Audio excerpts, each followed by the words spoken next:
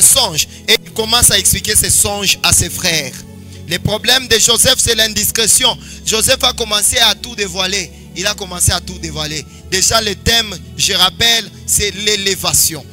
Dieu est en train d'amener Joseph à l'élévation. Mais regardez, Joseph commence par passer par un processus, une école. Et la première école dont j'ai parlé, c'est l'école du Père. À l'école du Père, Dieu nous apprend l'intimité. À l'école du Père, Dieu nous apprend à rester dans cette intimité, dans la vie de prière, dans la vie de consécration à Dieu, dans la vie de dépendance à Dieu. Ça, c'est la première école. Le premier son, c'est que ils étaient comme dans un champ et ils étaient en train de faire des gerbes. Et bizarrement, les gerbes de ses frères sont venus se prosterner devant sa gerbe. Quand il a expliqué ses rêves, ça lui a créé la jalousie. Il y a des choses, quand vous en parlez, ça vous créera toujours la jalousie. Ne soyez pas prompt, tu es dans une relation de fiançailles qui n'est même pas sûre. Et puis c'est toi qui commences à publier. Sur les statuts, tu prends Baé, tu commences à les publier. Ce n'est pas encore certain, mon frère. Il faut être sage. Et la sagesse, c'est aussi la discrétion. Ne soyez pas prompt à tout déballer. Même si c'est ta meilleure amie. Moi, j'ai vu plusieurs meilleurs amis prendre les maris de leurs amis. Et bizarrement, ce qui attire ton ami facilement t'attirera aussi. Tu es ami à quelqu'un. Si tu es attiré par un homme, elle aussi sera attirée par le. Vous êtes amis, vous êtes attirés par une même fiancée. C'est comme ça. Vous savez pourquoi? Parce que quand tu parles de quelqu'un en bien auprès de quelqu'un d'autre, ça crée des sentiments. Ça crée l'envie d'avoir la même personne. Je connais une dame, la sœur cousine à cette autre dame qui était mariée, mais elle n'était pas mariée. Par le simple fait qu'elle était tellement proche de sa cousine, elle lui disait tout. Son mari lui paie une montre. Il montre, regarde, mon chéri m'a payé, mon mari me gâte. Hein? Il dit, ah, tu as en tout cas un mari exceptionnel. Après quelques temps, il lui paye un pagne, super wax. Elle montre.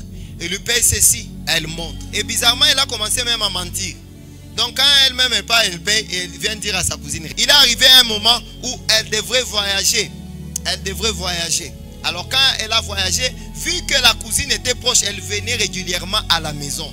Parce qu'elle était proche, c'est une cousine, et puis qu'elle était vraiment proche à sa femme. Et elle a commencé à côtoyer le mari de sa soeur. En côtoyant le mari de sa soeur, le mari est tombé amoureux pendant quelques temps. Ce n'est pas en vain que la Bible est en train de dire, Marie, aimez vos femmes. Parce que les hommes ont un problème d'aimer. Alors c'est comme ça que cet homme est tombé amoureux de cette dame qui a commencé à prendre soin de lui, à préparer pour lui. Bah, non, ma soeur, ne t'inquiète pas, je prends soin du beau-frère, je prends soin. Et en prenant soin, il a pris soin. Tout en étant marié.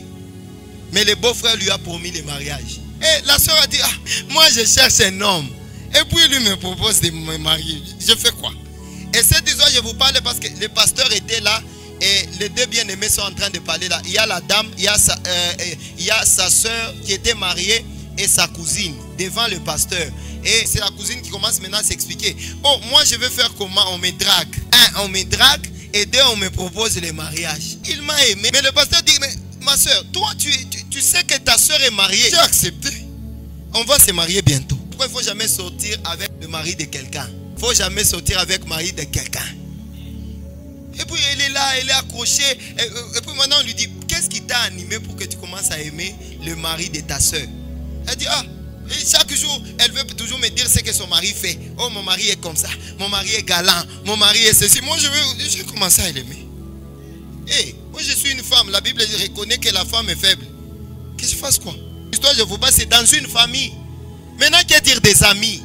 Soyez discrets.